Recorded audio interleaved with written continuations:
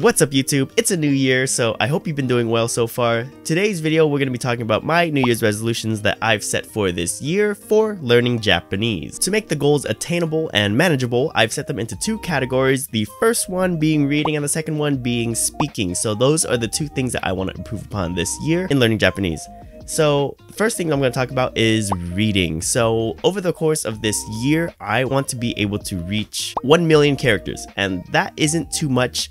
As you know, I bought a bunch of light novels last year and I want to be able to read them. So reading a lot and getting to that first million characters is going to be a big goal that I have set. 1 million characters is equivalent to probably about 7 of these light novels, so that is what I want to accomplish. If we take a little bit of a calculation for the 1 million characters, let's say on average I'm reading about 4K characters with Yomi-chan, that brings me to about 250 hours. So I need a minimum of 250 hours of reading this year in order to reach that million characters.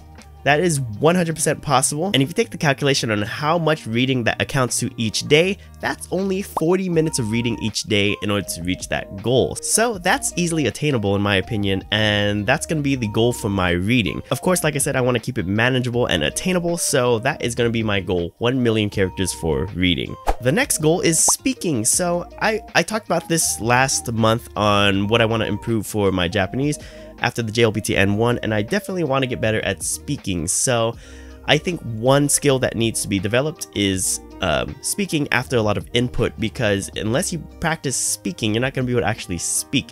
So you know, I've come firsthand with this. I can't really speak that well with Japanese, but my comprehension is much better than my speaking, so I want to improve upon that, and I want to do that with things like italki, maybe a little hello talk, but it's going to be a lot of italki for that, and then maybe reaching out somewhere online to do some type of language exchange. I think that might be pretty cool.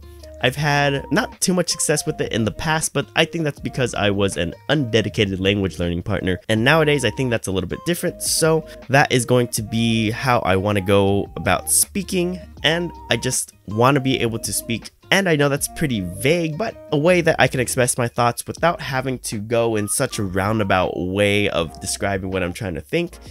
Being able to communicate effectively and being able to keep a conversation going other than how are you doing? The weather looks nice.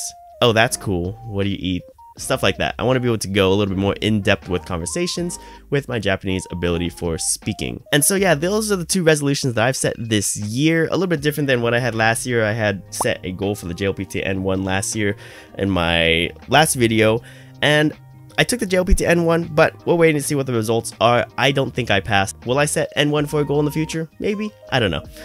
But other than that, that's going to be today's video. I want to keep it short and sweet. Let me know what your New Year's resolutions are for learning Japanese this year, or what you just have set in general, and I wish you the best of luck on your journey out there, and I'll see you again hopefully in the next video.